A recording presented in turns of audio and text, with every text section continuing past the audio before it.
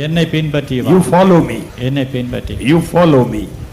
ஜபத்தை கேட்கும் எங்கள் தேவா, கிருபை பெரிதல்லோ. இந்த காலை நேரத்திலும் என்னோடு கூட ஆதியாகமம் 25ஆம் அதிகாரம் 23வது வசனத்தை நான் உங்களுக்காக வாசிக்கின்றேன். ஆதியாகமம் 25ஆம் அதிகாரம் 23வது வசனத்தை நான் உங்களுக்காக வாசிக்கிறேன். அதற்கு கர்த்தர், 2 ஜாதிகள் உன் கர்ப்பத்தில் உண்டாயிருக்கிறது, 2 வித ஜனங்கள் உன் வயிற்றிலிருந்து பிரியும், அவர்களில் ஒரு ஜனத்தார் மற்ற ஜனத்தாரை பார்க்கிலும் பலத்திருப்பார்கள், மூத்தவன் இளையவனை சேவிப்பான் என்றார். நாம் ஜெபிப்போம். பரிசுத்தமுள்ள நல்ல பிதாவே, உமக்கு ஸ்தோத்திரம். இந்த காலை ஆராதனைக்காய் உமக்கு நன்றி செலுத்துகிறோம். இந்த வருஷத்தினுடைய ஆரம்பத்திலே தேவ சமூகத்திலே தேவனுடைய சத்தத்தை கேட்கும்படியாய், தேவனுடைய அன்பை பெற்றுக்கொள்ளும்படியாய் நாங்கள் வந்திருக்கிறோம். வாசிக்கப்பட்ட எங்களுக்கு கொடுக்கப்பட்ட இந்த வேத வசனத்திலிருந்து கடந்த வாரத்திலே கர்த்தர் எங்களோடு கூட பேசினவர், இந்த வாரத்திலும் எங்களோடு கூட பேசும்படிக்கு உம்முடைய கரத்திலே நாங்கள் ஒப்பு கொடுக்கிறோம். ஆண்டவரே, இந்த ஜனவரி மாதம் 22ஆம் தேதியிலும் தேவரீர் எங்களோடு கூட நீர் பேசுவீராக. இந்த 22ஆம் தேதி எங்கள் வாழ்க்கையிலே மறக்க முடியாத ஒரு வேத பகுதியை நாங்கள் பெற்றுக்கொண்டோம் என்கின்ற ஒரு மகிழ்ச்சி, சந்தோஷம் எங்களிலே பெருகத்தக்கதாய் கர்த்தர் நீர் கிருபை செய்யும்படியாய் உம்முடைய கரத்தில் ஒப்பு கொடுக்கிறோம். இரக்கம் செய்யும், வழி நடத்தும், இயேசுவின் நாமத்தில் பிதாவே, ஆமென். கர்த்தருடைய நாமம் மகிமைப்படுவதாக. கடந்த வாரத்திலே யாக்கோபினுடைய பிறப்பு என்று சொல்லி யாக்கோபினுடைய பிறப்பை பற்றின காரியங்களை நாம் கவனிக்க ஆரம்பித்தோம். இந்த வருஷத்திலே ஆண்டவர் யாக்கோபின் தேவன் என்கின்ற ஒரு தலைப்பின் கீழாக, நான் உங்களுக்கு யாக்கோபிற்கு எப்படி தேவனாய் இருந்தேனோ அதை போல நான் உங்களுக்கும் தேவனாய் இருப்பேன் என்று சொல்லத்தக்கதாய் யாக்கோபின் தேவன் என்கின்ற ஒரு தலைப்பை ஆண்டவர் இந்த வருஷத்திலே கொடுத்தார். அதனுடைய தொடர்ச்சியாக இந்த வருஷத்திலே யாக்கோபின் வாழ்க்கையில் எல்லாம் எந்தெந்த இடங்களிலே தேவன் கிரியை செய்தார், யாக்கோபினுடைய வாழ்க்கையிலே தேவன் எப்படிப்பட்ட கிரியைகளை செய்தார் என்பதை ஒவ்வொன்றாய் நாம் கவனிக்கத்தக்கதாய் முதலாவது பகுதியாய் நாம் யாக்கோபினுடைய பிறப்பை பற்றி நாம் ஆரம்பித்தோம். இந்த 26ஆம் அதிகாரத்தை நாம் வாசிப்போம் என்று சொன்னால் கர்த்தருடைய நாமம் மகிமைப்படுவதாக. 25ஆம் அதிகாரத்தினுடைய 20வது வசனத்திலிருந்து ஏறக்குறைய 26வது வசனம் வரையிலுமாய் நாம் கடந்த வாரத்திலே வாசித்தது உங்களுக்கு ஞாபகம் இருக்கும் என்று நினைக்கின்றேன். யாக்கோபினுடைய பிறப்பை பற்றி, பிள்ளை இல்லாதிருந்ததற்கு ஈசாக்கு பண்ணின ஜெபம், ஈசாக்கினுடைய ஜெபத்திற்கும் ஆபிரகாமினுடைய ஜெபத்திற்கும் என்ன வேறுபாடு என்பதை நாம் கவனித்தோம். 22வது வசனத்திலே கர்த்தரிடத்தில் விசாரிக்கும்படியாய் ரெபெக்காள் போனாள் என்று சொல்லப்படுகிறது. ரெபெக்காள் கர்த்தரிடத்தில் விசாரிக்கும்படியாய் போனாள் என்றால் யாரிடத்திலே அவள் விசாரிக்கும்படியாய் போனாள், கர்த்தருடைய வார்த்தையை யாரிடத்தில் கேட்கும்படியாய் போனாள் என்று சொல்லி நான் ஆதாமிலிருந்து உங்களுக்கு சந்ததிகளை சொல்லும் பொழுது நோவாமின் குமாரனாகிய ஷேமை பற்றின காரியங்களை உங்களுக்கு சொன்னேன். ஆபிரகாமை சந்தித்த மெல்கிசேதேக் என்று சொல்லப்படுகிறவரும், அதே நேரத்தில் இந்த ரெபெக்காள் போய் கர்த்தரிடத்தில் விசாரிக்கும்படியாய் போகிறதும் இந்த ஷேமனிடத்தில் தான் சென்றாள் என்பதற்கு சில ஆதாரங்களோடு நான் உங்களுக்கு சொன்னேன். வேதத்திலே அவைகள் சொல்லப்படவில்லை என்றாலும் இது என்ன ஏது என்று நாம் குழம்பி விடாதபடிக்கு நீங்கள் அறிந்து கொள்வதற்காய் சில ஆதாரங்களோடு கடந்த வாரத்தில் நான் உங்களுக்கு அந்த வயது மற்ற காரியங்கள் எல்லாவற்றையும் வைத்து நாம் கவனித்தது உங்களுக்கு ஞாபகம் இருக்கும். இதையும் தாண்டி 23வது வசனத்தை நாம் வாசிக்கும் பொழுது இந்த 23வது வசனத்திலிருந்து தான் யாக்கோபினுடைய பிறப்பு என்று சொல்லி த பர்த் ஆஃப் ஜேக்கப் என்கின்ற ஒரு தலைப்பிலே நாம் கவனிக்க ஆரம்பித்தோம்.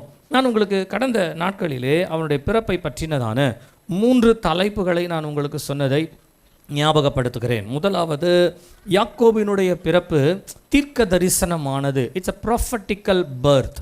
இரண்டாவது, யாக்கோபினுடைய பிறப்பு ஒரு திவ்யமானது, இட்ஸ் அ பெக்யூலியர் பர்த்.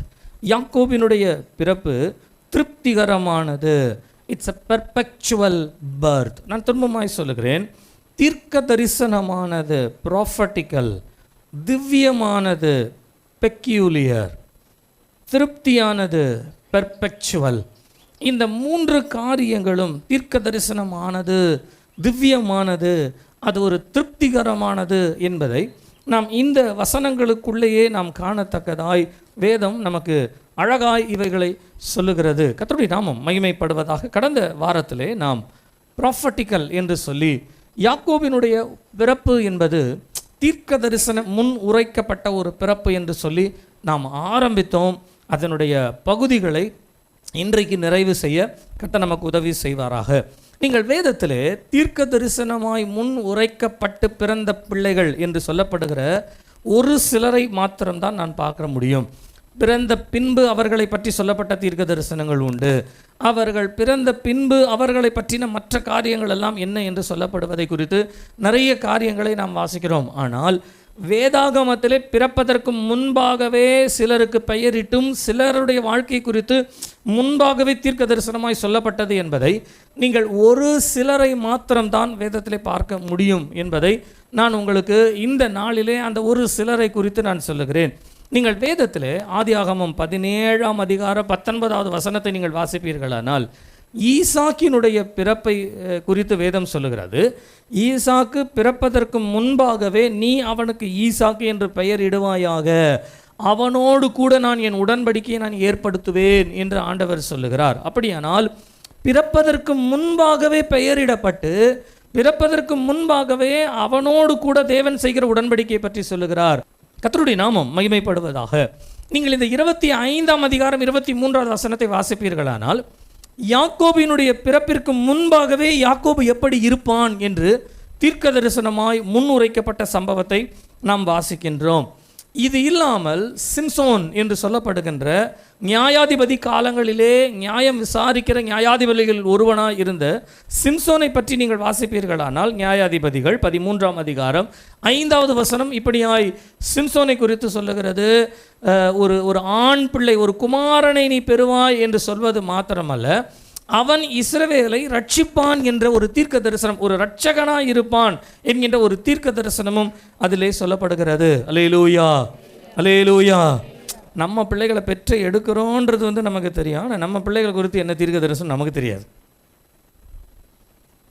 உங்கள் பிள்ளைகளை ஆண்டவர் எப்படி வளர்க்க போகிறார், நீங்கள் எப்படி வளர்க்க போகிறீர்கள், அதை குறித்து உங்களுக்கு ஏதாகிலும் தீர்க்க தரிசனம் உண்டா அப்படின்னு கேட்டால் நமக்கு தெரியலை. பட் தெரியணுன்றதுக்காக தான் உங்களுக்கு இந்த பகுதியை ஆண்டவர் இன்றைக்கு சொல்லிக் கொடுக்குறார் என்பதை நினைத்து கொள்ளுங்கள். ஏன் அப்படின்னா, உங்களுக்கு கொடுக்கப்பட்ட தீர்க்க தரிசனத்தை விட்டு உங்கள் பிள்ளை எந்த தவறான வழியில் போகணும்னு நினச்சாலும் அவனால் போக முடியாதுன்னு நீங்கள் விசுவாசிங்க. ஆமேன்னு சொல்லுங்கள். அவனால் போக முடியாது, அவளால் போக முடியாது. ஏன் அப்படின்னா, எனக்கு ஆண்டவர் அவனை குறித்து இதுதான் சொல்லியிருக்கார். அப்படின்னா விசுவாசிக்கிறவளே பாக்கியவதி, கர்த்தரால் சொல்லப்பட்டவைகள் நிறைவேறும். கர்த்தரால் நமக்கு என்ன சொல்லப்பட்டிருக்கிறதோ அது நிறைவேறும். உலகத்தால் நம்முடைய பிள்ளைகள் எப்படி கேடுக்குள்ளாய் தவறுக்குள்ளாய் தள்ளப்படுகிறார்களோ அது நிறைவேறாது. அப்படி நான் விசுவாசிக்கிறேன். நீங்கள் விசுவாசிங்கன்னா கரங்களை உயர்த்தி வர அல்லேலூயா சொல்லுங்கள். அல்லேலூயா, அல்லேலூயா. கர்த்தர் நமக்கு நம்முடைய பிள்ளைகளை குறித்து என்ன சொல்லுகிறாரோ அதை அவர் நிறைவேற்ற வல்லவராய் இருக்கிறார். இது இல்லாமல் நீங்கள் வேதத்தில் பெயர் சொல்லப்பட்டு பிறப்பிற்கு முன்பாகவே பெயர் சொல்லப்பட்ட யாராகிலும் ஒருத்தர் சொல்லுங்க பார்க்கலாம். யோவான் ஸ்நானன், புதிய ஏற்பாட்டுக்கு வரும். யோவான் ஸ்நானன், இயேசு கிறிஸ்து பற்றி சொல்ல வேண்டாம். வேதம் ஃபுல்லாக இயேசு கிறிஸ்துவை பற்றின தீர்க்க தரிசனம் தான். நீங்கள் இஸ்மவேலை பற்றி வாசிப்பீர்களானால் இஸ்மவேலை பற்றியும் உங்களுக்கு முன்னதாகவே அறிவிக்கப்படுகிறது. அதை போல தீர்க்க தரிசனமாய் சொல்லப்பட்ட இயேசு கிறிஸ்துவை பற்றி மிக குறிப்பாக பழைய ஏற்பாட்டு காலத்திலே அவருடைய பிறப்பிலிருந்து அவருடைய வாழ்க்கை முழுவதுமாக எடுப்போம் என்றால், குறிப்பாக அவர் பிறப்பதற்கு முன்பாகவே பழைய ஏற்பாட்டு காலத்தில் ஏறக்குறைய 55 இடங்களிலே நேரடியாய் தீர்க்க தரிசனமாய் இயேசு கிறிஸ்துவை பற்றி சொல்லப்பட்டிருக்கிறது. மறைமுகமாய் எடுப்போம் என்று சொன்னால் மறைமுகமாய் அநேக இடங்களிலே சொல்லப்படுகிறது. ஸ்திரீயின் வித்து என்று ஆதியாகமத்தில் சொல்லப்படுகிறது. இயேசு கிறிஸ்துவை பற்றி தான் சொல்லப்படுகின்றது. இதோ ஒரு கன்னிகை கர்ப்பவதியாகி ஒரு குமாரனை பெற, இயேசு கிறிஸ்துவை பற்றி நேரடியாய் சொல்லப்படுகிற தீர்க்க தரிசனம். ஆனால் ஸ்திரீயின் வித்துன்றது மறைமுகமாய் சொல்லப்படுகிற ஒரு தீர்க்க தரிசனம். நான் சொல்லுகிறேன், மறைமுகமாகவோ நேரடியாகவோ தேவன் நம்மை பற்றி, நம்முடைய குடும்பத்தை பற்றி, நம்முடைய சூழ்நிலை பற்றின ஒரு முன் அறிவிப்பை பெற்றுக்கொள்ளக்கூடிய ஒரு வாழ்க்கை உங்களுக்கும் எனக்கும் வேண்டும். அல்லேலூயா சொல்லுங்க. அல்லேலூயா, அல்லேலூயா. இந்த வருஷத்துலேருந்து ஆரம்பத்துலேருந்தே ஜெபம் பண்ணுங்க. ஆண்டவரே, நீர் என்ன செய்ய சித்தமாக இருக்கிறீர்? நீர் என்ன செய்ய சித்தமாக இருக்கிறீர்? நீர் என்ன செய்ய சித்தமாக இருக்கிறீர்? பிள்ளைக்கு தலை மேலே கையை வைக்கும் பொழுதெல்லாம் தேவன் உங்களுக்கு என்ன தீர்க்க தரிசனம் பிள்ளைகளை குறித்து சொன்னாரோ அதன்படியாய் பிள்ளைகள் தலை மேலே கையை வச்சு ஜெபம் பண்ணுங்க. ஒவ்வொரு நாளும் வச்சு ஜெபம் பண்ணுங்க. நான் அதை இப்படி சொல்லுகிறேன், நீங்கள் விளங்கி கொள்ளத்தக்கதாய் புரிந்து கொள்ளத்தக்கதாய் சொல்லுகிறேன். தேவன் உங்கள் பிள்ளைகளை குறித்து ஒரு தீர்க்க தரிசன வசனத்தை கொடுப்பாரு என்றால், நீங்கள் தீர்க்க தரிசன வசனத்தை சொல்லி சொல்லி ஒவ்வொரு முறையும் தீர்க்க தரிசனம் சொல்கிறீங்க. அந்த வசனத்தை சொல்லும் பொழுது எப்படி எசேக்கியா தீர்க்க தரிசனம் உரைத்தானோ, உலர்ந்த எலும்புகள் எப்படி உயிரடைந்ததோ, அதே போல் நம்முடைய பிள்ளைகள், நம்முடைய குடும்பத்தை, நம்மை சார்ந்திருக்கிறவர்களுடைய எலும்புகள் உலகத்தாலால் உலரப்படும்படியாய், உலகத்தின் நிமித்தமாய் உலர்ந்து போகும்படியாய் உலகம் அவர்களை நிற்கும் பொழுது ஒவ்வொரு நாளும் நீங்கள் சொல்கிற தீர்க்க தரிசன வசனம் பிள்ளைகளை உயிர்ப்பிக்க வல்லதாக இருக்கிறது. அல்லேலூயா, அல்லேலூயா. இன்றைக்கு நமக்கு அந்த உண்மை தெரியாமல் இருக்கலாம், ஆனால் என்றைக்காகிலும் கண்டிப்பாக தெரியும். நம்முடைய பிள்ளைகளை பற்றின ஒரு தீர்க்க தரிசன வார்த்தை வசனம் நம்மிடத்தில் இருக்குமானால் அவங்க எந்த வழியில் போகணும் அப்படின்னு நினச்சாலும் ஆண்டவர் போக விட மாட்டார். ஏனென்றால் அவர்களை பற்றின தீர்க்க தரிசனம் அவர்களை எந்த இடத்துல நிற்க வைக்கணும், எந்த இடத்துல உட்கார வைக்கணும், எந்த இடத்துல நிற்க வைக்கக்கூடாது என்பதை நாம் ஜெபிக்கிறபடியினால் நம்முடைய ஜெபங்களை கேட்கிற ஆண்டவர் நமக்கு கிருபை செய்வார். அல்லேலூயா, அல்லேலூயா. பிள்ளைகளை பெற்றெடுத்தவர்களுக்கு நான் ஆசீர்வாதமாய் சொல்லுகிறேன், உங்கள் தீர்க்க தரிசன வார்த்தையின்படியாகவே உங்கள் பிள்ளைகளுக்கு நன்மை உண்டாவதாக என்று இன்றைக்கு ஆசீர்வதிக்கிறேன். அல்லேலூயா. நல்ல கரங்களை உயர்த்தி வர அல்லேலூயா சொல்லுங்க. ரொம்ப சந்தோஷமாக சொல்லுங்க. Price the Lord. சந்தோஷம் வரணும். ஏன் அப்படின்னா சந்தோஷம் வரலன்னா நமக்கு இன்னும் தீர்க்க தரிசன வார்த்தை தெரியலைன்னு அர்த்தம். அதனால் இந்த ஊரில் யார் தீர்க்க தரிசி இருப்பாங்க அப்படின்னு போயிடாதீங்க. நான் சொன்னது கர்த்தர் உங்களுக்கு கொடுக்கணும்னு சொன்னேன், வேறு யார் மூலமாக கொடுக்கணும்லாம் சொல்லலை. பிள்ளைகளுக்கு பேர் வைக்கும் பொழுது நான் தான் சொல்லுவேன், எந்த சூழ்நிலையிலே பெற்றெடுத்தீர்களோ அதற்கு ஏற்றது போல பெயர் வைங்க. நீங்கள் ஒவ்வொரு முறையும் பிள்ளையை கூப்பிடும் பொழுதெல்லாம் கர்த்தருடைய நாமத்தை நீங்கள் உச்சரித்து அவருக்கு நன்றி செலுத்துகிற பெயர்களாய் பிள்ளைகளுக்கு வையுங்கள் என்பதை நான் மறுபடியும் ஞாபகப்படுத்துகிறேன். கர்த்தருடைய நாமம் மகிமைப்படுவதாக. இந்த யாக்கோபினுடைய பிறப்பு தீர்க்க தரிசனமானது என்பதை நாம் கவனித்தோம். இந்த தீர்க்க தரிசனமானது என்று சொன்னால் யாக்கோபை பற்றி 2 தீர்க்க தரிசனங்கள் வேத வசனத்திலே சொல்லப்பட்டிருக்கிறது.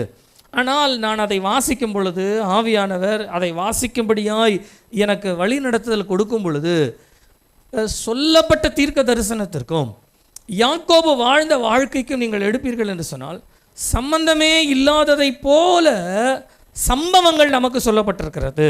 நான் திரும்பமாய் சொல்லுகிறேன், சம்பந்தம் இல்லாததை போல சில சம்பவங்கள் வேதத்திலே சொல்லப்பட்டிருக்கிறது. ஆனால் இந்த தீர்க்க தரிசனம் எப்படி நிறைவேறினது என்பதை தான் இன்றைக்கு நாம் அதை கவனிக்க போகின்றோம். 2 விதமான தீர்க்க தரிசனங்கள் இங்கே சொல்லப்படுகிறது. 23வது வசனத்திலே அவர்களில் ஒரு ஜனத்தார் மற்ற ஜனத்தாரை பார்க்கிலும் பலத்திருப்பார்கள் என்று சொல்லப்படுகிறது. பலத்திருப்பார்கள், they will be stronger than other, stronger. மூத்தவன் இளையவனை சேவிப்பான் என்று சொல்லப்படுகிறது. 2 வார்த்தைகளை நான் சொல்லுகிறேன், மனதில் வைத்துக் கொள்ளுங்கள். ஒன்று பலத்தவர்கள், ஸ்ட்ராங்கர். 2வது சேவிப்பார்கள், பணிதல், பணிந்து கொள்ளுதலை பெற்றுக்கொள்ளுவார்கள், சர்வீஸ், சர்வீசபிள் என்ற ஒரு வார்த்தையை நாம் வைத்துக்கொள்ளுவோம். நான் திரும்பமாய் சொல்லுகிறேன், பலத்திருப்பார்கள், ஸ்ட்ராங்கர், பணிந்து கொள்ளுவதற்குரியவர்களாய் இருப்பார்கள், சர்வீசபிள். நான் இந்த பலத்தவர்கள் என்ற இடத்திற்கு நாம் இன்றைக்கு போவோமே. இந்த 25ஆம் அதிகாரம் 23வது வசனத்தை யாராயிலும் ஒருவர் சத்தமா வாசிங்க. அதற்கு கர்த்தர், 2 ஜாதிகள் உன் கற்பத்தில் உண்டாயிருக்கிறது, 2 வித ஜனங்கள் உன் வயிற்றிலிருந்து பிரியும், அவர்களில் ஒரு ஜனத்தார் மற்ற ஜனத்தாரை பார்க்கிலும் பலத்திருப்பார்கள். நீங்க நல்லா வாசித்து பாருங்களேன். பலத்திருப்பார். யார் பலத்திருப்பார்கள் என்று தீர்க்க தரிசனம் சொல்லுகிறது என்றால் யாக்கோபு ஏசாவை பார்க்கிலும் பலத்திருப்பான், அப்படிதான் தீர்க்க தரிசனம் சொல்லப்படுகிறது. ஆனால் நீங்கள் சம்பவத்தை நீங்கள் வாசித்து பார்த்தீங்க அப்படின்னு சொன்னால் 25வது வசனம் சொல்லுகிறது, மூத்தவன் சிவந்த நிறமுள்ளவனாயும் சர்வாங்க ரோம அங்கி போர்த்தினவன் போலவும் வெளிப்பட்டான், அவனுக்கு ஏசா என்று பெயரிட்டார்கள். யாக்கோபு எப்படி பிறந்தான்றதை பற்றி சொல்லலை, அவன் ரோமம் போத்தினவனா அல்லது ரோமம் இல்லாதவனா அதை பற்றி எதுவுமே சொல்லப்படலை. மூத்தவனுக்கு கொடுக்குற வேதம் கொடுக்குற இம்பார்ட்டன்ஸ் பாருங்கள். அவன் சர்வாங்க ரோமம் பூத்தினவன் அப்படின்னு சொன்னால் அவனை பார்க்கும் பொழுதே ஒரு வாட்ட சாட்டமாக ஆள் பலமாக இருக்கிற மாதிரி ஒரு தோற்றத்தை இங்கே கொடுக்கிறது. இது மாத்திரம் அல்லாதபடிக்கு நீங்கள் 27வது வசனத்தை நீங்கள் வாசிப்பீர்களானால், ஏசா வேட்டையில் வல்லவனும் வன சஞ்சாரியுமாய் இருந்தான் என்று சொல்லப்படுகிறது. ஏசா வேட்டையிலே வல்லவன் அப்படின்னா எந்த மிருகம் வந்தாலும் அந்த மிருகத்தை வேட்டை ஆடுகிற திறமையுள்ளவன் என்று சொல்லலாம். வன சஞ்சாரி சொன்ன வீட்டுக்குள்ள பயந்து இருக்கிறவன்ல, வெளியில் எப்பொழுதும் வேலை செய்கிறவன், வெளி உலகத்தை அறிந்தவன், வெளி காரியங்களை அறிந்தவன், வெளி உலகத்தை பற்றின ஒரு நல்ல அறிவு உள்ளவன் என்று சொல்லப்படுவதற்கு தான் இங்கே வன சஞ்சாரி என்ற வார்த்தை உபயோகப்படுத்தப்படுகிறது. நீங்கள் இதற்கு பின்பு இந்த ஏசாவினுடைய ஆசீர்வாதத்தை யாக்கோபு பெற்றுக்கொண்டான் என்று வரும் பொழுது 27ஆம் அதிகாரத்தினுடைய கடைசியிலே ரெபேக்காள் யாக்கோபை அழைத்து சொல்கிறான், நீ வந்து எங்கள் அண்ணன் வீட்டுக்கு போயிரு, என் சகோதரன் வீட்டுக்கு நீ போயிரு, அங்கே போய் சில நாள் நீ தங்கியிரு. ஏன் என்று சொன்னால் ஏசா உன்மேல் கோபமாக இருக்கிறான், அவன் உன்னை கொன்று போடுவேன் என்று சொல்லுகிறான், ஆகையினாலே நீ வந்து என்னுடைய சகோதரன் வீட்டுக்கு போய்விடு அப்படின்னு சொல்லும் பொழுது இந்த யாக்கோபு என்ன சொல்லியிருக்கணும் தெரியுங்களா? அவனுக்கு தான் சண்டை போட தெரியுமா? எனக்கு தெரியாதா? வரட்டும், என்னை எதிர்த்து நிற்கட்டும், நான் அவன்கிட்ட சண்டை போடுறேன் அப்படின்னு யாக்கோபு சொல்லியிருக்கலாம். சொல்வதற்கு அவனுக்கு பலன் இருக்கிறது. ஆனால் தாய் தகப்பன் என்ன சொன்னார்களோ அதற்கு கீழ்ப்படிந்து அவன் போனானே ஒழிய, இந்த இடத்திலே கூட ஏசா பலம் வாய்ந்தவனாகவும் யாக்கோபு பலவீனனாகவும் தான் வேதத்திலே இங்கேயும் சொல்லப்படுகிறது. நீங்கள் இது இல்லாமல் 32ஆம் அதிகாரம் 4வது 6வது வசனத்தை நீங்கள் வாசிப்பீர்களானால், உம்முடைய சகோதரனாகிய ஏசா 400 மக்களோடு 400 வீரர்களோடு கூட உம்மை எதிர்த்து வருகிறார் என்று சொல்லும் பொழுது யாக்கோபு அந்த இடத்துல உடைக்கப்பட்டு பயந்து தன் குடும்பத்தை 2ஆய் பிரித்து தன் குடும்பத்தை காப்பாற்றுவதற்குண்டான வழிகளை செய்து இது எல்லாவற்றையும் யாக்கோபு செய்கிறார். நீங்கள் எல்லா இடங்களிலும் பாருங்களேன், ஏசா பலம் வாய்ந்தவனாகவும் யாக்கோபு பலவீனனாகவும் பலன் இல்லாதவன் போலவும் தான் வேதத்தில் எல்லா இடங்களிலும் நமக்கு அடையாளம் காட்டப்படுகிறது. அல்லேலூயா, அல்லேலூயா. சில நேரங்களிலே சொல்லுகிறேன், இந்த உலகத்திலே ஜீவிக்கிற நம்முடைய வாழ்க்கையில் கூட சில சம்பவங்கள் சில சூழ்நிலைகள் வரும் பொழுது நம்மை காட்டிலும் அந்த சம்பவம் பலத்ததை போல இருக்கும். நாம் எதை நினைக்கிறோமோ, நீங்கள் வேதத்தில் இந்த இந்த இந்த சம்பவத்தை எல்லார் வாழ்க்கையிலையும் நீங்கள் அதிகமாக வாசிக்கலாம். இப்போ ஈசாக்கு இருந்தார் வைத்துக்கொள்ளுங்களேன். இந்த ஈசாக்கினுடைய வாழ்க்கையில் எடுத்தீங்கன்னா இஸ்மவேல் தான் பலன் வாய்ந்தவனை போல வேதம் காட்டுகிறது. நீங்கள் அதே போல சிம்சோன் உடைய வாழ்க்கை எடுத்துக்கொள்ளுங்களேன். சிம்சோன் பலம் வாய்ந்தவன் என்று வேதம் சொல்லப்பட்டாலும் அவன் தன்னுடைய ஜனத்தார் முன்பு பலவீனப்படுகிறவனை போல, பெலிஸ்தியருடைய கையிலே கட்டப்பட்டவனாய் ஒப்பு கொடுக்கப்பட்டவனை போல, பலவீனமானவனை போல தான் வேதம் காண்பிக்கின்றது. அதே போல் நீங்கள் யோவான் ஸ்நானனை எடுத்துக்கொண்டாலும் சரி, அல்லது இயேசு கிறிஸ்துவினுடைய வாழ்க்கையினுடைய ஆரம்ப நாட்களை நீங்கள் எடுத்துக்கொண்டாலும் சரி, ரோம அரசாங்கத்திற்கு அடிமைகளாக இருக்கிற ஒரு அடிமைத்தனத்திற்கு உட்பட்டவர்களைப் போல தான் இவர்கள் 2 பேருடைய வாழ்க்கையும் ரோம அரசாட்சிக்கு கீழே இருந்துதான் அவர்களுடைய வாழ்க்கை துவங்குகிறது.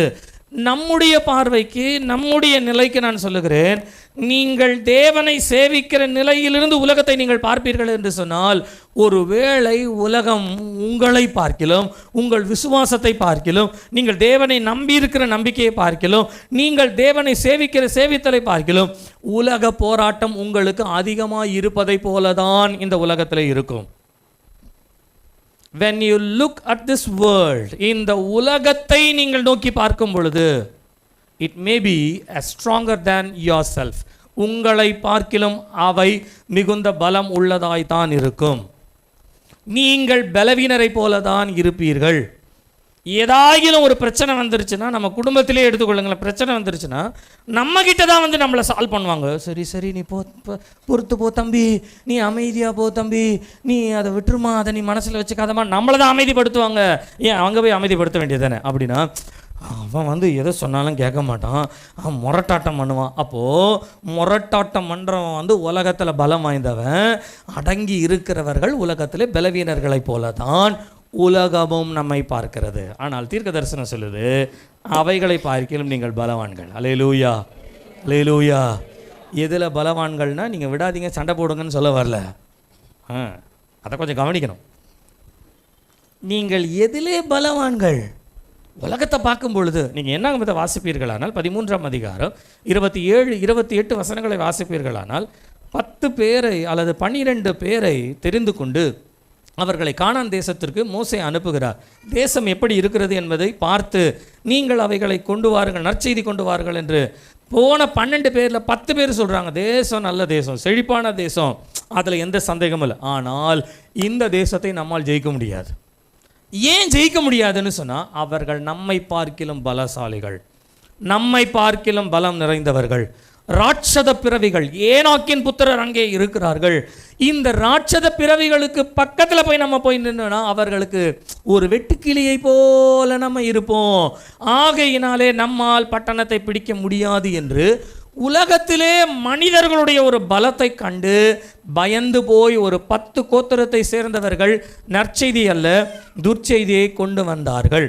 நீங்கள் நியாயாதிபதிகள் 6ஆம் அதிகாரம் 12, 13 வசனங்களை நீங்கள் வாசிப்பீர்களானால் கிதியோன் என்று சொல்லப்படுகிற ஒரு மனுஷனை பற்றி வாசிக்கிறோம். இந்த கிதியோனுடைய காலங்களில் என்ன நடந்தது அப்படின்னு சொன்னால், கிதியோனை சார்ந்திருக்கிற இஸ்ரவேலர் எல்லாரையும் மீதியானியர் என்று சொல்லப்படுகிற மீதியானியர் இஸ்ரவேலருடைய நிலங்களை கெடுத்து அவர்களுடைய வெள்ளாண்மைகளை அவருடைய வயல்வெளிகளை நாசப்படுத்தி விட்டு தாங்கள் கொள்ளையடிக்க வேண்டியதை கொள்ளையடித்து கொண்டு போய் விடுவார்களாம். தேசம் அவர்களால் கெடுக்கப்படுகிறது என்று வேதம் சொல்லுகிறது. அந்த நேரத்தில் ஒரு தேவதூதன் வந்து சொல்கிறாரு கிதியோனை பார்த்து, பராக்கிரமசாலியே கர்த்தர் உன்னோடு இருக்கிறார். கிதியோனுக்கு என்ன சொல்கிறதுனே தெரியலை. கிதியோனு கேட்குறாரு, நாங்களாம் பலசாலிகளாக இருந்தால், கர்த்தர் எங்களோடு இருந்தால் நாங்கள் ஏன் இந்த அடிமையாக இருக்கிறோம்? நான் ஏன்பா இந்த அடிமையில் இருக்கேன்? நீர் என்னை பலசாலின்னு சொல்லுகிறீர், பராக்கிரமசாலின்னு சொல்லுகிறீர், கர்த்தர் உன்னோடு, கர்த்தர் என்னோடு இருக்கிறாருன்னா நான் இப்போ அடிமையில் இருப்பேனா? அப்போ ஒருத்தருக்கு அடிமையாக நான் உட்கார்ந்துருப்பனோ? உலகத்தினுடைய பலத்தை பார்த்து கிதியோன்னு சொன்னார். உலகத்தினுடைய பலம் எப்படி இருக்கிறது என்பதை கவனித்து கிதியோன்னு சொன்னார். அல்லேலூயா. எல்லாவற்றையும் பார்த்து மீதியானியருடைய சேனைகளை பார்த்து கிதியோன்னு சொன்னார், நாங்களாம் எங்களை பலவான் தான் சொல்கிறீங்க, ஆனால் நாங்களாம் அடிமையால் உட்காந்துட்ருக்கோம், ஒன்றுமே இல்லாமல் உட்காந்துட்ருக்கோம். நம்ம கூட சில நேரங்களில் வசனத்தை கேட்கும் போது ஆண்டவர் இப்படி சொல்லுவார், நம்முடைய தேவன் எப்படிப்பட்டவர் என்று சொன்னார், வானத்தையும் பூமியும் உண்டாக்கின சொல்லுங்க சர்வ சர்வ வல்லவர். ஆனால் பக்கத்து வீட்டுக்காரங்கிட்ட ஒன்றையும் பேச முடியாது நம்மளால். நம்ம வீட்டுக்கு முன்னால் ஏதாகிலும் ஒரு எலுமிச்சை பழத்தில் கொஞ்சம் அப்படி சிவப்பு கலரில் தடவி இருந்துன்னு வச்சுக்கோங்களேன், கட கட கட கடன்னு வந்துடும். வீட்டுக்குள்ளே வந்து உடனே சொல்லுவாங்க, யாரோ என்னவோ பண்ணியிருக்காங்க, ஒரு தொடர்பத்தை எடுத்து அதை தள்ளிவிடு. அதை நான் தொடவே மாட்டேன், அதை தொடவே மாட்டேன். எலுமிச்சை பழம் இருந்தாலும் சரி, நான் சில வீட்டிலலாம் பார்த்துருக்கேன், அது தப்பாக எடுத்துக்காதீங்க, நான் பார்த்ததை சொல்கிறேன். சில வீடுனா உங்கள் வீடு இல்லை, சில இடத்துல பார்த்துருக்கேன். இந்த வீட்டுக்கு மேலே கத்திரிக்காய் தொங்கிடும் வாசப்படியில், பார்த்துருக்கீங்களா நீங்கள்? கத்திரிக்காய் தொங்கிடுவாங்க, சிலர் தேங்காய் இருக்கும். ஒருவேளை அது வந்து புறஜாதியாருடைய அவங்களுடைய வழிபாட்டு முறையில் இருந்தால் லெட் இட் பி, தவறில்லை. நான் சொல்கிறது கிறிஸ்தவங்க வீட்டில் சொல்கிறேன். கிறிஸ்தவங்க வீட்டிலையே திருஷ்டி கழிக்கிறது, கிறிஸ்தவங்க வீட்டிலேயே பரிகாரம் கழிக்கிறது, கிறிஸ்தவங்க வீட்டிலேயே என்ன சொல்கிறது கண் திருஷ்டி பட்டு விடும் அப்படின்றதுக்காக கண் திருஷ்டி. நான் சொல்லட்டுங்களா, ஊர் உலகத்தில் யாருடைய கண்ணும் திருஷ்டி கிடையாது, உங்கள் கண்ணு தான் திருஷ்டி, நம்ம கண்ணு தான். நீங்கள் யோசிச்சு பாருங்களேன், நம்ம பிள்ளை வந்து அம்மா அப்படின்னு நம்மளை கூப்பிட்டுருச்சுன்னா எப்படி இருக்கும்? எவ்வளோ என்ன அம்மானு கூப்பிட்டுருச்சு அப்படின்றத ஒன்று ஒரு ஃபோட்டோ எடுத்து அதை ஒரு வீடியோ எடுத்து அதை 10 பேருக்கு அனுப்போம். பக்கத்து வீட்டுக்காரன் சாதாரண பரவாயில்ல உங்கள் பிள்ளை அம்மானு கூப்பிட்டுருச்சே அப்படின்னா போதும், அவ்வளோதான், கண்ணு பட்டுருச்சு. எங்கள் அம்மா அடிக்கடி சொல்லுவாங்க, ஊர் கண்ணு இல்லை பெத்தவ கண்ணே பெரிய கண்ணுன்னுவாங்க. நம்மளே நம்ம பிள்ளைங்கள நான் சொல்கிறேன், நீங்கள் தப்பாக எடுத்துக்காதீங்க, தயவுசெய்து தப்பாக எடுத்துக்காதீங்க. இந்த வண்டியெல்லாம் பார்த்தீங்கன்னா சில நேரத்தில் நம்ம பிள்ளைங்க பேர் போட்டிருப்போம் தெரியுங்களா வண்டியில். அது என்ன அர்த்தம்? அது அதை பார்க்கும்பொழுது தான் நான் எப்படி யோசிப்பேன்னா, இந்த யோபு புத்தகத்தை நீங்கள் வாசிச்சிங்கன்னா பிசாசு உலகெல்லாம் சுற்றிட்டு வருவான். ஆண்டவர் கேட்பார், எங்கேருந்து வர அப்படின்னு கேட்பார். அப்போ நான் உலகம் முழுசும் சுற்றிட்டு வரேன். அப்போ ஆண்டவர் சொல்வார், என் தாசனாக யோபுவை சொல்லுங்க. அதுக்கப்புறம் யோபு வாழ்க்கை இருக்குது பாருங்க, எல்லாத்தையும் இழந்து போயிட்டான். நான் அது நினைக்கும் போதெல்லாம் இப்படி யோசிப்பேன், சும்மா இருக்கிற பிள்ளைங்க மறைமுகமாக அது வளர்ந்துட்டு போட்டோம். நம்மளாம் அந்த பேரை எடுத்துகிட்டு வந்து வண்டிக்கு முன்னால் எழுதி, பிசாசே என் பிள்ளை நீ கவனித்தாயோ, அவன் பெயரை நீ பார்த்தாயோ, அவனுக்கு முன்பாய் நம்மளே நம்ம பிள்ளைகளை காமிச்சு கொடுத்துக்கிறோம். இயேசு கிறிஸ்துவின் ரத்தம் ஜெயன்னு போடுங்க. எதுக்கு போடுறோம் சொல்லுங்கள்? எதுக்கு போடுறோம்? ஏதாகிலும் உலகத்தில் இருக்கிற சக்தி, தீய சக்தி வந்ததுன்னா இந்த ரத்தம். இப்போ நம்ம வீட்டில் நம்ம பிள்ளைங்க பேர் போடுறோம், அது என்ன பண்ணும்? சிலருக்கெல்லாம் மண்டை உருளுது, ஐயோ இன்றைக்கி ஒரு நாளாவது லீவ் போட்டு அடுத்த வாரம் வந்திருக்கலாம். கவனிங்க, நான் சொல்கிறத புரிஞ்சுக்கங்க. நீங்கள் பிள்ளைகளை அல்லது உங்கள் குடும்பத்தை வெளியில் மற்றவர்களுக்கு உங்கள் பாசத்தையோ உங்கள் அன்பையோ தெரியப்படுத்தணுன்ட்டு எதையாயிலும் சொல்லி மாட்டிக்காதீங்க. வேதம் என்ன சொல்லுது தெரியுங்களா? சாமுவேல் கர்த்தருடைய சமூகத்தில் வளர்ந்தானாம். கர்த்தர் சாமுவேல் ஒரு தீர்க்கதரிசி தான் என்று எல்லாருக்கும் விளங்க பண்ணினார். அப்போது விளம்பரப்படுத்துறது யார் செய்யணும்? மறைச்சு வைக்கிறது யார் செய்யணும்? ஆனால் இங்கே தலைகீழ இருக்குது. நம்ம பிள்ளைகளை விளம்பரப்படுத்தி விட்டுருவோம். அப்படியே நம்ம பிள்ளைகளுக்கு அந்த ஆசையை காமிச்சிருவோம். எங்கே பார்த்தாலும் அவன் பேராகவே எழுதிட்டுப்பான். நீங்கள் பாருங்கள், நீங்கள் அவன் பேர் எழுதி வைங்களேன், ஃபிலிப் தேவகுமார் அப்படின்னு எழுதி வைங்களேன், ஸ்டெஃபான் ஐசக் அப்படின்னு எழுதி வைங்களேன். நம்ம எழுதிட்டோம்ல வண்டியில், அதனால் நம்ம பிள்ளை நோட்டெல்லாம் எழுதுவான், Stefan Isaac Stefan Isaac Stefan Isaac. நான் தாழ்மையாக சொல்லுகிறேன், நீங்கள் புரிந்து கொள்ளத்தக்கதாக சொல்லுகிறேன். நம்முடைய பிள்ளைகளை உலகத்துக்கு அடையாளம் நீங்கள் காட்டாதீங்க, ஒரு நாள் கர்த்தர் காட்டுவார். நீங்கள் நம்ம பிள்ளைகளை ஏதோ சந்தோஷப்படுத்தணும்னு சொல்லி அவங்கள சங்கடத்தில் மாட்டிடாதீங்க.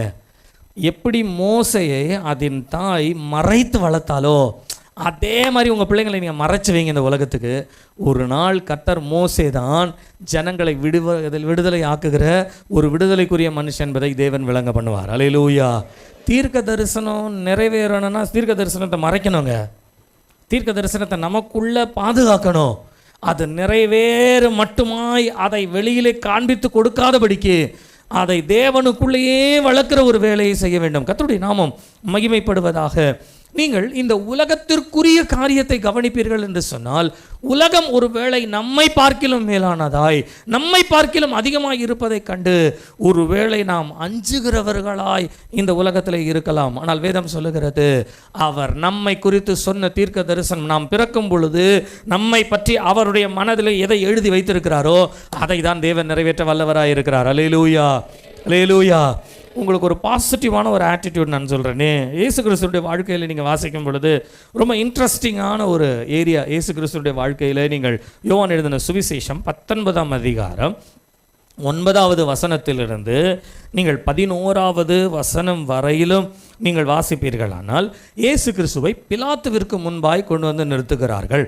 பிலாத்துக்கு முன்பாய் நிறுத்தும் பொழுது ஜனங்கள் இயேசு கிறிஸ்துவை குற்றம் சாட்டுகிறார்கள். இயேசு கிறிஸ்துவின் மேல் பழிகளை அவர்கள் பொய் சாட்சிகளை அவர்கள் சொல்லுகிறார்கள். அப்போது பிலாத்து கேட்குறார், நீர் எதையும் பேசலையா? ஏதாவது பேசினா தானே நான் உமக்கு ஏதாவது உதவி செய்ய முடியும்.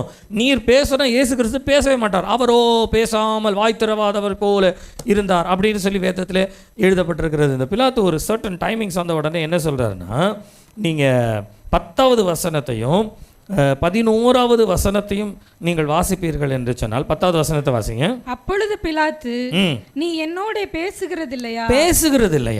உன்னை சிலுவையில் அறைய எனக்கு அதிகாரம் உண்டு முண்டென்றும் உன்னை விடுதலை பண்ண எனக்கு அதிகாரம் உண்டென்றும். பாருங்க, இயேசு கிறிஸ்து இப்ப பிலாத்துக்கு முன்பாக போய் நிற்கிறார். இப்ப பிலாத்து சொல்றாரு, உன்னை விடுவிக்கவும் உனக்கு தண்டனை செய்யவும் எனக்கு அதிகாரம் உண்டு. நீங்கள் யோசிச்சு பாருங்கள், இயேசு கிறிஸ்து நிலைமையே எங்கே வந்து நிற்கிதுன்னு பாருங்களேன். அவரே எப்படி வந்து நிற்கிறார் பாருங்களேன். இந்த உலகத்தை நாம் ஜெயித்தோம், இந்த உலகத்தில் ஜெயம் பெறுகிறோம், ஜெயம் கொடுக்கும் தேவனுக்கு ஸ்தோத்திரம், இது எல்லாம் பாட்டு பாடுறதுக்கு நல்லா தான் இருக்குது. ஆனால் வேதத்தில் ஒரு சில காலகட்டம் வரும் பொழுது இயேசு கிறிஸ்துவே ஒரு அதிகாரத்திற்குள்ளே போய் நிற்பதை போல உலகம் அவரையே தன்னுடைய அதிகாரத்திற்குள்ளாய் கொண்டு வருகிறது. ஆனால் 11வது வசனத்தை நீங்கள் வாசித்தீங்கன்னா உங்களுக்கு தெரியும், இயேசு பிரதியுத்தரமாக, பரத்திலிருந்து உனக்கு கொடுக்கப்படாதிருந்தால் என்மேல் உனக்கு அதிகாரம் இராது. சிம்பிளாக நான் சொல்கிறேனே, பரலோகத்தில் நீ என்னை தண்டிக்கணும்னு அனுமதி கொடுக்காம நீ என் மேலே கையை வைக்க முடியாது. பரலோகத்தில் எனக்கு விடுதலை ஆக்கப்பட வேண்டும் என்று உனக்கு அனுமதி கொடுக்காம உன்னால் விடுதலை ஆக்க முடியாது. அப்படியானால் இயேசு கிறிஸ்து ஒரு நல்ல முன்மாதிரியை நமக்கு கொடுத்திருக்கிறார். அதிகாரத்திற்கு முன்பாய், அதிகாரத்தினுடைய தோற்றத்திற்கு முன்பாய் நின்றாலும் அவருக்குள்ளே ஒரு நம்பிக்கை இருக்கிறது. என்னவென்று சொன்னால், என்னை பற்றி முன் உரைக்கப்பட்ட தீர்க்க தரிசனம் பரலோகத்தில் இருக்கிறது. இந்த முன் உரைக்கப்பட்ட தீர்க்க தரிசனமானது அனுமதி கொடுக்காமல் இந்த உலகத்தில் இருக்கிற எந்த காரியமும் நம்ம மேல் அதிகாரம் செலுத்தவே முடியாது. அல்லேலூயா சொல்லுங்க. அல்லேலூயா, அல்லேலூயா. உங்களுக்கு நான் சிம்பிளாக இன்னொரு காரியம் சொல்கிறேன், கேளுங்களேன். எங்கேயாயிலும் இந்த பிசாசம் அலமோதுற ஆடுற இடத்த நீங்கள் பார்த்தீங்கன்னு வச்சுக்கோங்களேன், சும்மா போய் நின்று இயேசுவின் நாமத்தினாலே அமைதியாயிரும், அது அமைதியாயிரும். இட்ஸ் ட்ரூ, அது உண்மை. ஏன்னோ பயம் நமக்கு இருக்குது, பயப்படுறோம் நம்ம. பட் பயம் வரக்கூடாது நமக்கு. வேதம் சொல்லுகிறது, என் நாமத்தினாலே பிசாசுகளை துரத்துவார்கள். இயேசுன்ற ஒரு பேரை சொன்னாலே போதும். அதிகாரம் நம்ம கிட்ட இல்லை, ஆனால் அந்த நாமத்தில் இருக்கு. பிறப்பினுடைய உரிமை நம்மிடத்தில் இல்லை, தீர்க்க தரிசனத்திற்குள்ளே இருக்கிறது. நீங்கள் எந்த காரியத்தையும் தீர்க்க தரிசனத்தின்படி முன் உரைக்கப்பட்ட வாக்குத்தத்தத்தின்படியே நீங்கள் அறிக்கையிடுவீர்களானால், நான் சொல்லுகிறேன், அவர்கள் உனக்கு விரோதமாய் எழும்பி வருவார்கள், ஆனால் அவர்கள் உன்னை மேற்கொள்ளுவதில்லை. அல்லேலூயா, அல்லேலூயா. ஆகையினால் தான் ரோமர் 8ஆம் அதிகாரம் 37வது வசனத்தில் அப்போஸ்தலனாகிய பவுல் இப்படி சொல்லுகிறார், இவைகள் எல்லாவற்றிலேயும் என்று சொன்னால், பசி, பட்டினி, பஞ்சங்கள், எந்த சூழ்நிலை மனுஷனானாலும் உலகமானாலும் எவைகள் நமக்கு எதிர்த்து நின்றாலும் பவுல் சொல்கிறார், நாம் நம்மில் அன்பு கூறுகிறவராலே முற்றிலும் ஜெயம் கொள்ளுகிறவர்களாயிருக்கிறோம். அல்லேலூயா, அல்லேலூயா. நம்மேல் அன்பு வைத்து நம்மை பற்றி தேவன் ஒரு தீர்க்க தரிசனத்தை சொல்லியிருக்கிறார். அது நம்முடைய சிரசின் மேல் இருக்கிறது. கவனிங்க, உங்கள் எல்லாருக்கும் ஆண்டவர் ஒரு கிரீடம் கொடுத்துருக்கிறார். நான் உங்களுக்கு ஒரு உதாரணத்திற்கு சொல்கிறேன். இந்த கெட்ட குமாரன் தன் தகப்பனிடத்திலே திரும்பி வரும் பொழுது தகப்பன் அவனுக்கு ஒரு 2-3 காரியங்களை செய்ய. முதலாவது, அவனுடைய வஸ்திரத்தை மாற்றுகிறார். சரிங்களா? இரண்டாவது, அவன் கைக்கு மோதிரத்தை கொடுக்கிறார். மூன்றாவது, அவன் கால்களுக்கு பாதரட்சையை கொடுக்கிறார். இந்த மூன்றுமே எதை சார்ந்து வருகிறதுன்னு சொன்னால், அன்னைக்கு தகப்பனே மோதிரம் கொடுத்தாரே, மோதிரம் போட்டுக்கலாம் அப்படின்ட்டு மோதிரம் போட்டுக்கிறதுக்காக சொல்லப்படலை. அது ஓமையாய் சொல்லுகிறார். ஓமைன்னு சொன்னால் அதுக்குள்ளே ஒரு சத்தியம் இருக்கிறது. நான் மோதிரம் போடுகிறத பற்றியோ செயின் போடுறத பற்றியோ நான் பேசலை. சத்தியத்துக்கு உள்ளே இருக்கிற சப்ஜெக்டை மாத்திரம் நீங்கள் புரிஞ்சுக்கிறதுக்காக சொல்கிறேன். அவர் வஸ்திரத்தை மாற்றினார் என்று சொன்னால், அந்த நாட்களிலே ஒவ்வொரு பிரபுக்களுக்கும் ஒரு குடும்ப வஸ்திரம் என்பது ஒன்று உண்டு. இவன் இந்த குடும்பத்தை சேர்ந்திருக்கிறான் என்று சொன்னால் அந்த குடும்பத்திற்கு ஏற்ற ஒரு வஸ்திரத்தை தான் அவர்கள் உடுப்பார்கள். நான் அதை எப்படி சொல்கிறேன், 12 கோத்திரங்கள் இருக்கு இல்லைங்களா? 12 கோத்திரத்திற்கு 12 விதமான கலர்ஸ் இருக்குது, 12 விதமான நட்சத்திரங்கள் இருக்குது. அப்போ அந்தந்த கோத்திரத்தார் அந்தந்த கலர்ஸுக்கு ஏற்றது போல தான் தங்களை உடுத்தி கொள்வார்கள். ஏன்னா நீங்கள் இந்த கோத்திரத்தை சார்ந்தவன் என்பது தெரிந்து கொள்வதற்காக. அதே போல் இவன் என்னுடைய குடும்பத்தை சார்ந்தவன் என்பதை தகப்பன் வெளிப்படுத்துவதற்காக வஸ்திரத்தை மாற்றுகிறார். மோதிரம் என்பது குடும்பத்தினுடைய அடையாளம். அது இவன் இந்த குடும்பத்தினுடைய அதிகாரத்தை பெற்றவன் என்பதை அதிகாரத்திற்கு அடையாளமாய் சொல்லப்படுகிறது. பாதரட்சை என்பது எதற்காக அவனுக்கு கொடுக்கப்படுகிறது என்று சொன்னால், பாதரட்சை, இந்த பாதரட்சை இவன் தொடுத்திருக்கிறான் என்று சொல்லும் பொழுது, என்னுடைய மகன் எங்கெங்கெல்லாம் போவதற்கு அனுமதி உண்டோ அங்கெல்லாம் இவன் செல்வதற்கு நான் அனுமதிக்கிறேன் என்ற அனுமதி தான் அந்த பாதரட்சை. அதுபோல் இன்றைக்கு ஆண்டவர் உங்கள் எல்லாருக்கும் ஒரு கிரீடம் கொடுத்துருக்கிறார். அல்லேலூயா சொல்லுங்கள். உங்களுக்கு அந்த கிரீடம் தலையில் தெரியுதா இல்லையான்னு தெரியலை, ஆனால் நான் சொல்கிறேன், இனிமேல் அந்த கிரீடம் உங்களுக்கு தெரியும். எப்படி அந்த தகப்பன் மோதிரம் அதிகாரத்தை கொடுத்தாரோ, எப்படி அந்த தகப்பன் எங்கும் என்னுடைய இடத்திற்கு சில அனுமதி கொடுத்தாரோ, எப்படி அந்த தகப்பன் வஸ்திரத்தை கொடுத்து இது என் குடும்பத்தை சேர்ந்தது என்று காண்பித்தாரோ, அதே போல் நம்மை பற்றின ஒரு தீர்க்க தரிசனத்தை ஆண்டவர் என்ன பண்ணுறாரு, நமக்குள்ளே வைப்பதற்கு அழகாக ஒரு கிரீடமாக்கி அந்த கிரீடத்தை நம்ம தலைமையில் வைக்கிறார். ஒரு அல்லேலூயா சொல்லுங்கள் பார்க்கலாம். அல்லேலூயா, அல்லேலூயா.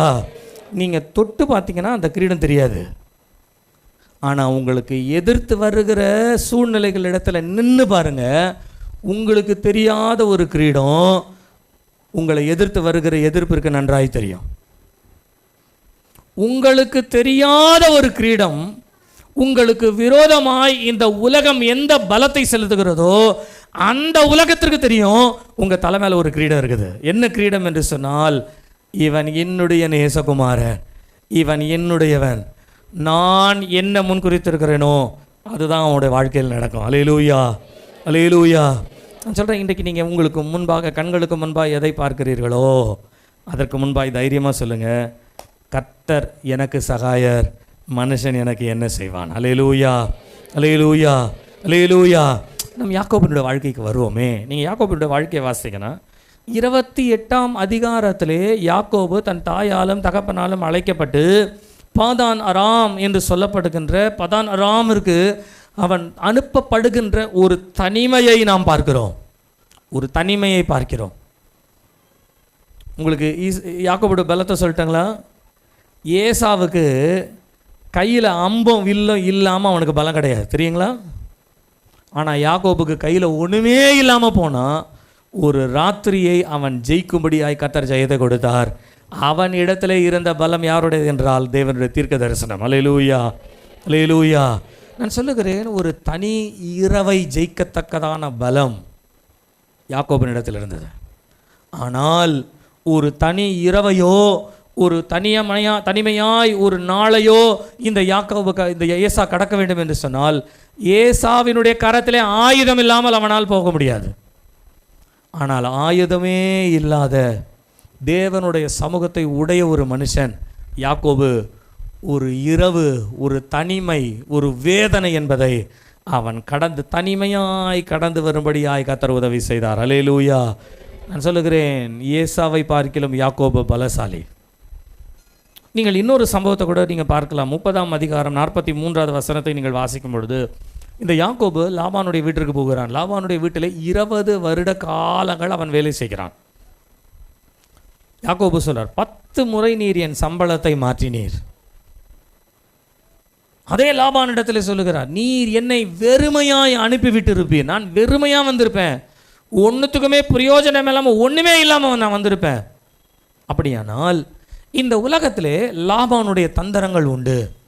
லாபான் எப்படி வெறுமைப்படுத்த நினைத்தானோ அதே போல நாம் எவ்வளவு சம்பாதித்தாலும் எவ்வளவு நாம் சேர்த்தாலும் அதை வெறுமையாய் வெறுமையாய் வெறுமையாய் மாற்றுகிற ஒரு வெறுமை இந்த உலகத்திலே நமக்கு ஒரு பெரிய பிரச்சனையாக இருக்கிறது. அல்லேலூயா சொல்லுங்க, அல்லேலூயா. ஒரு காலத்தில் 1000 ரூபாய் வச்சு குடும்பம் நடத்த முடியும், இன்றைக்கி 10,000 ரூபாய் வச்சாலும் குடும்பத்தை நடத்த முடியாது. சரி, அப்படியும் நம்ம சம்பாதிக்கிறதுக்கு ஏதாவது வழியை செய்வோம்னு சொல்லி இந்த பிஸ்னஸ் பண்ணுவோம், அந்த வேலையை செய்வோம், இரவு நேரங்களில் போய் வேலை செய்வோம், என்னென்னையோ கஷ்டப்பட்டு நீங்கள் சேர்த்து பரிசில் வச்சுக்கிட்டு நீங்கள் சொல்லுங்கள், எப்படியோ ஒரு 5,000 ரூபாய் இருக்குது, இது போதும், இந்த மாதத்துக்கு ஏதாவது தேவைன்னா நமக்கு அது கரெக்டாக நமக்கு உதவி செய்யும்னு சொல்லி நீங்கள் முடிக்கிறதுக்குள்ள உங்கள் மனைவி சொல்லுவாங்க, பிள்ளைக்கு உடம்பு சரியில்லை, வாங்க ஆஸ்பத்திரிக்கு போகலான்னு வாங்க, 5,000 ரூபாய் போச்சு. மனசாட்சியை தொட்டு சொல்லுங்கள், போன வருஷம் வச்சுருந்த ஒரு 500 ரூபா இன்னைய வரைக்கும் நான் வச்சுருக்கிறேன் அப்படின்னு நீங்கள் யாராவது சொன்னீங்கன்னா நீங்கள்லாம் வந்து பாக்கியசாலி. இந்த பர்ஸ்லலாம் பார்த்தீங்கன்னு வச்சுக்கோங்களேன், மேலே இருக்கும், இந்த சைட்லலாம் இருக்கும்.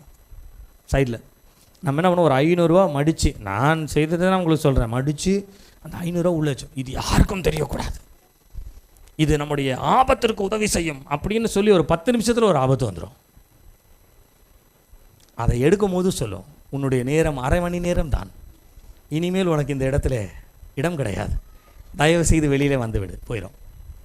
ஆனால் நீங்கள் அதுக்கு பின்பாக நீங்கள் பார்த்தீங்கன்னா இந்த ஒரு 500 ரூபாயில் 100-500 ரூபா கூட நம்ம சம்பாதிச்சிருப்போம். 100 சம்பாதிச்சாலும் சரி, நிறைய பேர் சொல்கிற கதை தான், நிறைய சம்பாதிக்கிறோம் பஸ், ஆனால் ஒன்றும் கையில் நிற்கிறது கிடையாது. வருமானம் வருது, ஆனால் அது எந்த வழியில் போகுதுன்னே தெரியல. அது பாட்டுட்டு இங்கே இது அதுன்னு இதாகிலும் ஒரு வேலை, ஒரு செலவு வந்துடுது ஒரு மாதம். சரி, இந்த மாதம் தான் நமக்கு கொஞ்சம் அதிகமாக வந்திருக்கு, நம்ம கொஞ்சம் சேர்த்து எடுத்து வைப்போம், எதுக்காக தேவைப்படும் அப்படின்னு நினச்சா அந்த மாதம் தான் வேறு ஏதாவது இன்னொரு பெரிய பிரச்சனை வருது, அந்த மாதம் போயிடுது. நம்மை வெறுமையாக்க நினைக்கிற உலகம் லாபான். ஆனால் வேதம் சொல்லுகிறது, லாபானுடைய தந்திரமான யோசனைகளிலிருந்து யாக்கோபு ஜெயிக்கிறவனாய் அவன் ஆடு மாடு திரளான உடையவர்களாய் மாறினான். அந்த உடைமைகளை பெற்றவனாய் மாறினான். இன்னைக்கு இயேசு கிறிஸ்துவின் நாமத்தினாலே நான் உங்களுக்கு சொல்லுகிறேன், நம்முடைய வாழ்க்கையிலே எது நம்மை வெறுமையாக்கும் என்று நினைக்கிறோமோ அந்த வெறுமையாக்குகிற இடத்திலிருந்து, அந்த வெறுமையிலிருந்து தேவன் உங்களையும் என்னையும் வெறுமையை ஜெயிக்கத்தக்கதான பலசாலியாய் மாற்றுகிறவர். அல்லேலூயா, அல்லேலூயா, அல்லேலூயா. நம்முடைய ஆசீர்வாதம்லாம் எப்படி தெரியுங்களா? எப்படி தெரியுங்களா? நீங்கள் உலகத்தில் எது தேடினாலும் கிடைக்காது. ஆனால் நம்ம ஆசீர்வாதம் எங்கே தெரியுங்களா? எனக்கு ஒத்தாசை வரும் பர்வதங்களுக்கு நேராய் என் கண்களை ஏறெடுக்கிறேன், வானத்தையும் பூமியும் உண்டாக்கின கர்த்தரிடத்திலிருந்து எனக்கு ஒத்தாசை வரும். அல்லேலூயா, அல்லேலூயா, அல்லேலூயா. இன்றைக்கு இயேசுவின் நாமத்தினாலே சொல்லுகிறேன், உலகத்தில் நீங்கள் வெறுமையாக இருக்கிறீங்கன்னு நினைக்கிறீங்க, முழங்கால் போட்டு பர்வதத்தை நோக்கி பாருங்கள், உங்கள் தேவைகள் சந்திக்கப்பட கர்த்தர் உங்களுக்கு உதவி செய்கிறவராக இருக்கிறார். அல்லேலூயா. அப்படியானால் இந்த உலகத்தை பார்க்கிறோம், தேவன் நம்மை பலமுள்ளவர்களாய் வைத்திருக்கிறார். அல்லேலூயா, அல்லேலூயா, அல்லேலூயா. நீங்கள் 32ஆம் அதிகாரத்தை நீங்கள் வாசிப்பீர்களானால், யாக்கோபு ஏசா விரோதமாய் வருகிறான் என்பதை அறிந்தவுடனே அவன் பயந்து, அவன் வேதனைப்பட்டு, அவன் பயந்தான் என்றே வேதத்தில் எழுதியிருக்கிறது. அவன் பயந்து என்ற வார்த்தை சரியாக இதில் கொடுக்கப்படுகிறது. ஏசா 400 பேரோடு கூட வருகிறான் என்று வேதத்தில் சொல்லப்படுகிறதான். பலம் வாய்ந்தவனாய் இருக்கிறான் என்று வேதத்தில் சொல்லப்படுகிறது என்ற வார்த்தை உண்மைதான். ஆனால் இந்த 400 பேரையும் ஜெயிக்கத்தக்கதான பலத்தை பார்க்கிலும் யாக்கோபின் இடத்துல ஒரு பெரிய பலத்தை கர்த்தர் வைத்திருந்தார். என்ன பலம் தெரியுங்களா? நீங்க 32ஆம் அதிகாரம் முதல் வசனத்தை நீங்க வாசித்து பாருங்களேன். 32ஆம் அதிகாரம் முதல் வசனத்தை நீங்க வாசிங்க. யாக்கோபு பிரயாணம் பண்ணுகையில் தேவதூதர்கள் அவனை சந்தித்தார்கள். இந்த தேவதூதர்கள் அவனை சந்தித்துட்டு அவனுக்கு முன்னால போறாங்க. எதிர்கொண்டு வருகிற ஏசா பார்க்குறான், யார் இது? ஒரு பெரிய ஒரு தேவ சேனை வருது, பயங்கரமான ஒரு சேனை, இவ்வளோ பெரிய சேனை திரளாய் வருகிறது, யார் இவர்கள் அப்படின்னு சொல்லி மெதுவாக ஒருத்தரை கூப்பிட்டு விசாரிச்சா, நீங்கள் யார், எங்கேருந்து வரீங்கன்னு கேட்டானா, அதற்கு அவர்கள் சொன்னார்களாம், நாங்கள் யாக்கோபினுடைய சேனைகள், யாக்கோபு எங்கள் தலைவன் பின்னே வருகிறார், நாங்கள் அவருக்கு முன்னே கடந்து செல்கிறோன்னு உடனே பயந்துட்டான். நீங்கள் அதுக்கப்புறம் வாசித்து பாருங்கள், எதிர்கொண்டு வருகிறவன் ஓடி போய் கட்டி பிடிச்சிக்கிட்டானா. ஏன் கட்டி பிடிச்சான்னு தெரியுங்களா? அவனை பார்க்கலாம் யாக்கோபு கிட்ட ஒரு சேனை இருக்குதுன்னு தெரியும். கவனிங்க, உலகத்திலே உள்ளவர்களை பார்க்கலாம் உங்களுக்குள் இருக்கிறவர் பெரியவர். அல்லேலூயா, அல்லேலூயா. உங்களுக்கு அந்த தீர்க்க தரிசனம் தான் சொல்லப்பட்டிருக்குங்க. உலகத்திலே இருக்கிறதை பார்க்கலாம். நீங்கள் 49ஆம் அதிகாரத்தை நீங்கள் வாசிங்கன்னா, ஆதியாகமம் 49 அதிகாரம், நீங்கள் அந்த அதிகாரம் முழுவதையும் நீங்கள் வாசித்து பாருங்களேன். ஒவ்வொரு பிள்ளைகளையும் அழைத்து 12 பிள்ளைகளுக்கும் 12 கோத்திரங்களுக்கும் யாக்கோபு அவர்களுக்கு வரும் காலத்தை நான் உங்களுக்கு காரியத்தை உங்களுக்கு சொல்லுகிறேன் என்று சொல்லி, இவர் தீர்க்க தரிசனத்தினாலே வாழ்ந்தவர் மாத்திரமல்ல, தன் பிள்ளைகளுக்கும் தீர்க்க தரிசனம், எப்பா உன் வாழ்க்கை இப்படி தான் இருக்கும், நீ இப்படி வாழ கற்றுக்கோ அப்படின்னு சொல்லி பிள்ளைகளுக்கு தன்னுடைய அந்தின காலத்திலே, முடிவு காலத்திலே பிள்ளைகளுக்கு தீர்க்க தரிசனத்தை சொல்லி அவர் பிள்ளைகளை ஆசீர்வதித்தாராம். அப்படிங்க, பிள்ளைகள் இந்த உலகத்தில் எப்படி வாழ போகிறாங்க அப்படின்றது தெரியாது. நம்மலாம் வயசாகி நம்ம காலை முடிய போகிற நேரத்தில், கண்ணை மூட போகிற நேரத்தில் ஆண்டவர் சொல்கிறார், இன்றைக்கு இரவு நீ என்னோடு கூட வந்துடுவே, கவலைப்படாத, காலையில் சர்ச்சுக்கு போய் திருவிருந்து ஆராதனையில் உட்காந்து திருவிருந்து எடுத்துகிட்டு நீ வா, உன்னை மாலை நேரத்தில் நான் பரலோகத்துக்கு கூட்டிகிட்டு போயிடுவேன் அப்படின்னு சொல்கிறாரு. நீங்கள் மாலை நேரத்தில் பரலோகத்துக்கு போகிறதுக்கு முன்னால் மத்தியானம் சாப்பிட்டுட்டு, தம்பி இங்கே வாங்க, உங்ககிட்ட ஒரு காரியத்தை சொல்லணும் அப்படின்னு சொல்லி பிள்ளைகிட்ட, கர்த்தர் இவைகளெல்லாம் என்கிட்ட சொன்னார்ப்பா, இவைகளெல்லாம் கர்த்தர் வாழ்க்கையில் நிறைவேற்றினார், இந்தந்த வசனங்களை எழுதி வச்சு நீ டெய்லி ஜோமன்னு, கர்த்தர் உன்னோட கூட இருப்பார் அப்படின்னு சொல்லிட்டு எத்தனை பேர் பிள்ளைகளுக்கு தீர்க்க தரிசன வசனத்தை கொடுத்துட்டு நம்ம பரலோகத்துக்கு போக போகிறோம்? யோசிங்க. இன்னைக்கு கூட நமக்கு பயம், அதுக்குன்னு ஐயோ நம்ம செத்துட்டா நம்ம பிள்ளைங்க என்ன ஆகும் அப்படின்னு சொன்னால், தீர்க்க தரிசன வசனத்தை இன்னும் சரியாக நம்ம பிடிக்கலைன்னு அர்த்தம். நீங்கள் நல்லா தெரிஞ்சுக்கங்க, உங்களை காட்டிலும் உங்கள் பிள்ளைகளை ஆசீர்வதிக்கிறதுக்கு ஆண்டவர் கரிசனை உள்ளவர். நீங்கள் இருந்து உங்கள் பிள்ளைகளை காப்பாற்றிடுவீங்க நீங்கள் நினைக்கிறீங்களா? உங்களை காட்டிலும் ஆண்டவர் நல்லா காப்பாற்றுவார். நீங்கள் இருக்கும்பொழுது நீங்கள் என்ன படி அளக்குறீங்களோ பிள்ளைகளுக்கு, அதை காட்டிலும் என் தேவன் அதிகமாய் பிள்ளைகளுக்கு செய்ய வல்லவர். நீங்கள் இருக்கும் பொழுது உங்கள் பிள்ளைகளுக்கு எந்தெந்த காரியங்களை செய்யணும்னு நினைக்கிறீங்களோ அதை பார்க்கிலும் என் தேவன் பிள்ளைகளுக்கு சிறப்பாய் செய்வார் என்பதை அப்போஸ்தல கிறிஸ்தவ சபையில் ஆராதிக்கிற உங்கள் ஒவ்வொருவருக்கும் நான் ஆசீர்வாதமாக சொல்கிறேன். அல்லேலூயா, அல்லேலூயா. என்னை குறித்து சொல்லப்பட்டவைகளை அவர் நிறைவேற்றுகிறவர். நான் சொல்லுகிறேன், தனிமையை யாக்கோபு ஜெயித்தான், பலசாலி. லாபானுடைய தந்திரத்தை ஜெயித்தான், பலசாலி. சகோதரனுடைய எதிர்ப்பை ஜெயித்தான், பலசாலி. தன் பிள்ளைகள் எல்லாருக்கும் தீர்க்க தரிசனத்தை சொல்லி, ஏன் எதிர்காலம் இப்படி இருந்தது, உங்களுடைய எதிர்காலம் இப்படி தான் இருக்கும்னு சொல்லி பிள்ளைகளை ஆசீர்வதிச்சுட்டு அவன் மறிச்சான் பாருங்க, அவன் பலசாலி. இன்றைக்கு அதே பலத்தை தான் ஆண்டவர் உங்களுக்கு சொல்லுகிறார். நீங்களும் பலமுடையவர்களாய் மாற, உங்கள் வாழ்க்கையில் நீங்கள் பலசாலியாய் காணப்பட வேண்டுமானால், நான் சொல்கிறேன், இந்த உலகத்தில் இருக்கிறது எதையுமே தேடாதீங்க, உன்னே ஒன்று தேடுங்க. தேவ சமூகம் மாத்திரம்தான் உங்களையும் என்னையும் பலவீனனையும் பலவானாய் மாற்றுகிறதா இருக்கிறது. அல்லேலூயா, அல்லேலூயா, அல்லேலூயா, அல்லேலூயா. ஆத்துமாவே கர்த்தரை ஸ்தோத்தரி, என் முழு உள்ளமே அவருடைய பரிசுத்த நாமத்தை ஸ்தோத்தரி. என் ஆத்துமாவே கர்த்தரை ஸ்தோத்தரி, கர்த்தர் செய்த சகல உபகாரங்களையும் மறவாதே. ஆமே, ஆமே. நம்முடைய கர்த்தராகிய இயேசு கிறிஸ்துவுடைய கிருபையும் பிதாவாகிய தேவனுடைய அன்பும் பரிசுத்த ஆவியானுடைய ஐக்கியமும் சிநேகமும் நம் அனைவரோடும் சகல பரிசுத்தவான்களோடு கூட கர்த்தருடைய வருகை மட்டும் இருப்பதாக. ஆமேன், ஆமேன். அல்லேலூயா, அல்லேலூயா, அல்லேலூயா. கர்த்தருக்கு ஸ்தோத்திரம். கர்த்தர் உங்களை ஆசீர்வதிப்பாராக, உங்களோடு கூட இருப்பாராக. ஆமேன், ஆமேன். Praise the lord. என்னை பின்பற்றி வா. You follow me. என்னை பின்பற்றி You follow me. ஜெபத்தை கேட்கும் எங்கள் தேவா.